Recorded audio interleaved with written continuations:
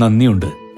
പ്രണയദിനത്തിൽ ജീവന്റെ പാതിയായവളുടെ കണ്ണിൽ ആശ്ചര്യത്തിളക്കം തീർത്ത ആ സമ്മാനത്തിനൊപ്പം ഞങ്ങളെയും കൂടെ കൂട്ടിയതിന്.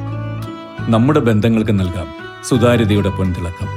Beauty mark golden diamonds, specially for U.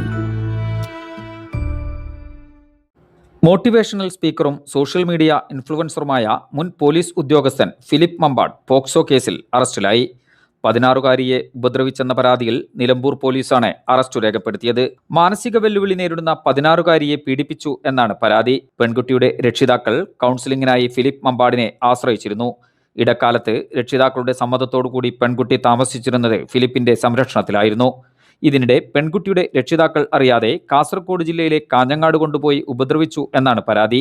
2025 September 3-4 തീയതികളിലാണ് കേസിന് ആധാരമായ സംഭവം നടന്നത്.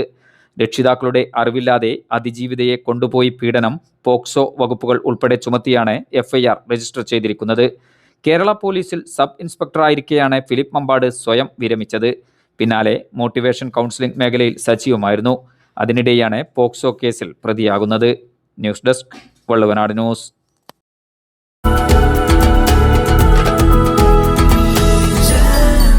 Jam June Hypermarket, exceeding expectations.